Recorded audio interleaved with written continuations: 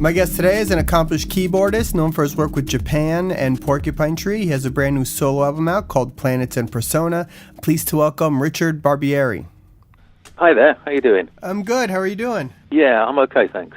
Pleasure to speak with you, man. I'm a big fan of your work, big fan of, Porcupine Tree, your solo stuff and everything. And it's always a pleasure to get to speak to somebody like yourself, especially in another country. I know it's hard to schedule, so thanks for giving me a few minutes. Yeah, no problem. You have a new album that just came out, Planets and Persona. It's your third solo album. You're always pretty busy. Maybe a lot of people don't know all the different projects and everything that you've working on since Porcupine Tree has taken an extended hiatus, or whatever you guys want to call it. Talk about the new album and what brought you to make another one now. Yeah, well, it's been about 6 or 7 years since my previous album, and I was writing a lot of material, and originally some, was aimed at Porcupine Tree, but it seemed, more and more likely that there wasn't going to be any Porcupine Tree activity imminent. So I just thought, maybe I should just concentrate on my own thing and just, get back to just being a bit selfish and just thinking about myself. Yeah. And I had a plan to try to make this album something more, just to go back to recording how I used to record albums, in the 70s and 80s, where people used to go into real studios with real people in the room at the same time. And, it's not so easy to do these days. Yeah. And a lot of people make albums remotely by, and sending waveforms over email, and I didn't want that kind of process. I wanted it to be an experience, and I raised some money by auctioning off a lot of old memorabilia that I didn't want anymore. Did a lot of Japan and Porcupine Tree stuff, and there's a lot of fans out there, and they really wanted this stuff, and it was good that they were going to a good home and that people would take care of it, and it kind of gives those items a longer lifespan. And so by raising more money, it allowed me to go to other countries, to work with more musicians, and just to make the album a bigger thing, a more expansive sound. And it turned out to be probably the best thing that I've ever done. Yeah, the reviews have been pretty great. I mean, how long did it take you from start to finish to put the thing together? Well, not too long. Once I kind of started writing a couple of pieces, everything flowed really quickly, and it became apparent that this was the time to do it. Yeah. And so it just seemed there was creative opportunities all the time, and I was kind of responding to that, and it was just working really well. So I think the whole thing probably only took about 4 to 5 months, if that. Oh, that is pretty quick these days for a Yeah. project. Yeah. There's a lot of sort of I don't know how you would describe it, but sort of a lot of ambient sounds and different sort of sonic experimentation, I think. And was it when you're writing that kind of material, how much of it is you locking yourself in a room with some of your gear and fooling around for a few hours, or how much of it is in your head getting written and more traditionally? Well, it's a bit of both, but mostly tracks start off from a very abstract point. It'll be something like, as you say, sitting around, messing around, almost unconsciously. And I tend to set up kind of processes on the computer where accidents will happen, and I don't write in a conventional musical sense with musical theory. So I'll fly in various kind of samples and sounds into rhythm machines, and they'll fire off these sounds at random points, and it will be very kind of abstract, but there'll be something in there that I'll latch onto, and that will be my focus, and then I'll start building around that, and then it will be more musical. And of course, I've already got kind of ideas and concepts in my head anyway, so I take it up to a certain point, but I wanted the musicians on this album to be the kind of featured artists, really. They're the ones who are providing the kind of performances and those kind of really emotional moments. I've kind of just provided a backdrop for that in a way. Yeah, I mean, where does typically has your inspiration come from when you write? Either the solo material or prior stuff that you've worked on before. Well, most of the time, my influences aren't actually musical. The things that I like listening to don't necessarily have an influence on the kind of music I like. I'll like Neil Young and Joni Mitchell, but there's nothing of that in my music at all. On the other hand, there are some things that are aspects of what I do.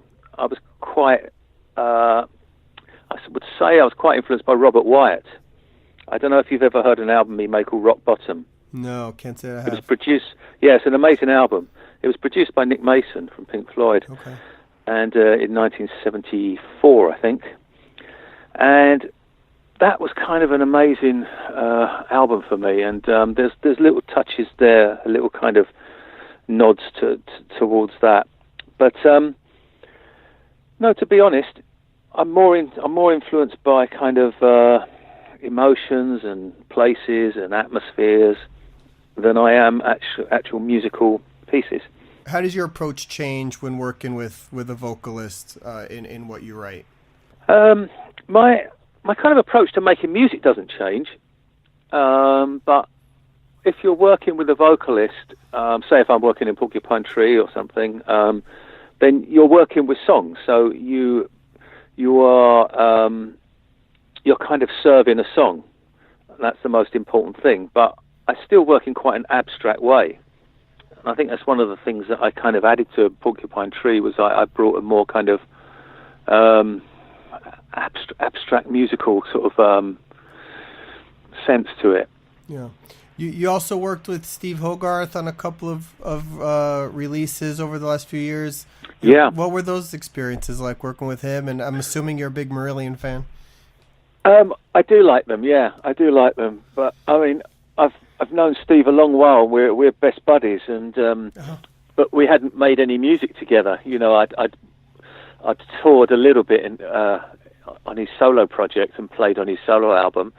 And it's something we've been meaning to do for ages because, I mean, I just love his lyrics. I love his voice as well. And that was quite a big thing, actually, for me and for him. And that album was a real kind of success for us. And I think it's in my top sort of 5 or 6 albums that I've made over my career. I was really happy with it. And I think it took him in a different direction as well. Yeah. Yeah, that's great stuff. I do want to ask you a little bit about Porcupine Tree, and of course, not any questions that you get all the time about when the band's getting back together, because I know that's been there and done that. Yeah, just going back a little bit, if that's okay, to sure. To in absentia and signing with the major label and sort of Gavin then comes into the band. What do you remember about that time? And for me, for most people, I think that's when the music got maybe a little bit heavier to a degree and a little bit of a change. But I mean, that's one of my favorite albums ever, I think, for a lot of people as well. What do you remember about that time? Yeah, well, like you, I mean, it was. I agree. It was a huge change for the band, and my favorite albums tend to usually be when there's a big change in musical direction as well. So In Absentia is one of my favourite. In fact, it's probably my favourite Porcupine Tree album. That and Fear of a Blank Planet. Yes, it was kind of an exciting time. Everything just stepped up all of a sudden because we'd been ignored for so long, really, being very much an underground band. And this was the first time that kind of a major label had shown any interest. And we'd been playing a long time and we'd done a lot of shows and we were kind of ready to step up to that challenge. And making the album as well in New York, that was a whole nother vibe as well. So that kind of added to it. And then having Gavin there, that was Gavin's first work with us. That was pretty amazing. And I think everything just kind of stepped up, ramped up. And that was really where I think a lot of people discovered the band. Yeah. Even then, the band, I think, was still, like you said, it went up a level. But could you have seen, fast forward, the 15 years or whatever it is since now, looking back on what the influence of the band has now become towards like the current state of music, because I think it's been pretty significant. Yes. Well, I think we always felt that we should be doing better. We always felt that we should be more successful. I mean, Stephen feels that today. He feels that he should be much more successful. So it's kind of, it's great. It's great that we managed to kind of do those big shows and sell hundreds of thousands of albums. And I think it's I think we deserved it, and I think we were slightly different to the other prog bands. I think we just had a little bit more in our armory, if you like. Yeah. That we could take it in other directions. Probably because, Gavin's background wasn't prog. He wasn't interested in progressive music.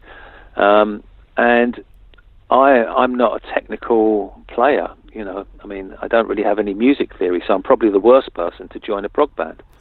But on the other hand, that's kind of a strength as well. Yeah. Because you had me at one end of a spectrum with kind of no musical knowledge but a different kind of approach, and then at the other you had Gavin, who's like just the most amazing musician.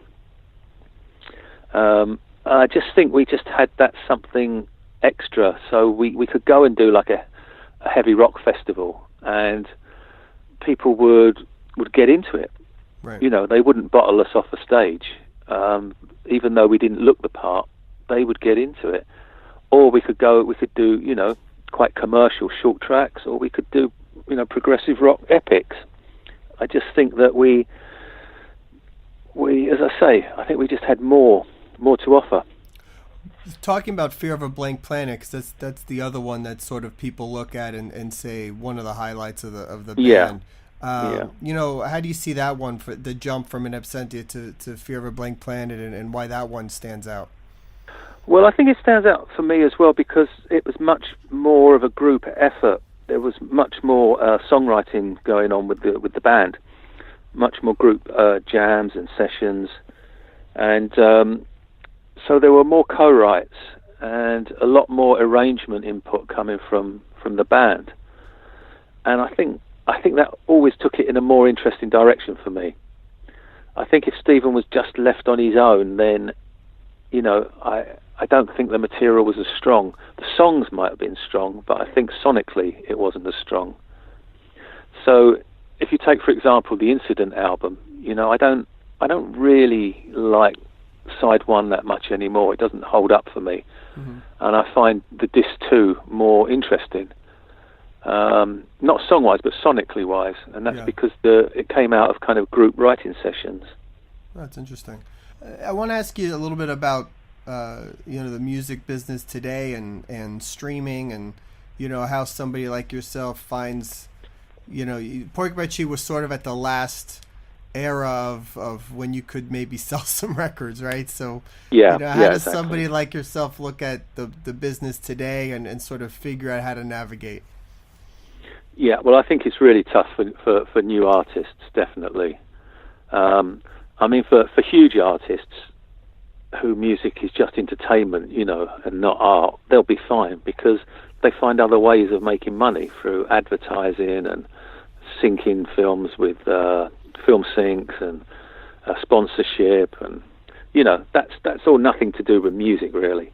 But for new artists trying to break through, or even medium-sized artists, it's really tough because soon, the venues are going to start taking more money off these bands. I mean, we used to make our money from merchandise, but now a venue can charge you up to 30% for selling your merchandise there. Wow. Yeah, and it's just becoming difficult, and I wonder how new acts are going to break through. There's still going to be great music, but it's just going to be something different. I think we're the kind of last but one generation who will kind of have this love for music or this thing about buying physical product. I know vinyl's had a resurgence, but that is going to just subside in the end. Right. Yeah, they can't sustain for too long. I don't think so. I don't think so, because, as I say, I think we're the last generation to where probably music is our life, as opposed to now where for most people music is a kind of part of their life. It's an accessory. So I don't like this. I hate the streaming thing.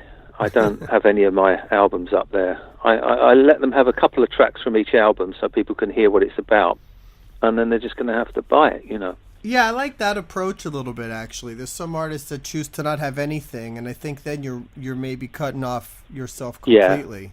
Yeah, you are, yeah. That's kind of not worth doing that. It's best just to, you know, let people know what you're doing, try to get some interest, but say, hang on, this album's important to me. It's not something that's going to be part of your $9.99 a month. Right. Yeah, you know, I get it. I think it's important. The album is important. You gotta appreciate what people are putting their efforts into. You know, so that's why artists like yourself and all the people that we speak to, we value so much. You know, I mean, a band like, if Porcupine Tree were going now, in fact, and when we were going, we got to the point where this wasn't a problem because we could make money from touring. From playing shows and from selling merchandise. Right. So that was fine. But to get to the point that we were at, how are these bands going to get to that point? Yeah, exactly. Are these bands going to be able to sustain working over like 13, 14, 15 years to get to a higher level? That's what's difficult. Yep. Tough challenge. Do you still talk to the other members at all? Do you keep in touch with anybody, you know, Gavin or... Yeah, I was speaking to Stephen just the other day, actually. Yeah, cool. He really liked my album. He was really into it, and we're going to go and meet up, have some lunch soon. So yeah, we'll speak occasionally, you know, but you know what he's like. He's so busy. Yeah. And I guess we all are, really. It's a kind of friendship, you know. A lot of friendships in life, they work within a work atmosphere. You know, it's like you might go to work or something, and they're your friends. But once you're not at that job anymore, or once you're not in the band, or the band isn't active anymore, then they're not really your friends who you would see every week. You Right. know what I mean? Sure. Yeah. They kind of they become friends when that project starts up again, or you know, when it's active. But on the other hand, I have a group of friends who are with me throughout life, regardless of what I'm doing. Right. And they're kind of your really close friends that you go through life with. And you know, we all probably have, you know, 4 or 5 people like that in our lives, I guess. Yeah, the other day I get together once a year with some friends that I used to work with 20 years ago, and that was the other day. And you stay in touch, but I hear exactly what you're saying. Very cool. Again, the album Planets Are Personas out now. Everybody should check it out. Richard, thank you so much for your time, man. I appreciate it. It's a pleasure to speak with you. Well, thank you. It's been enjoyable. Thanks a lot. Appreciate it. Take it easy. Take care. Bye. Okay. Bye-bye. Thanks to Richard for the interview. His new album, Planets and Persona, is available now. For upcoming news and interviews, please check theprogreport.com, follow us on Facebook, @The Prog Report on Twitter, or download the podcast on iTunes. Thanks.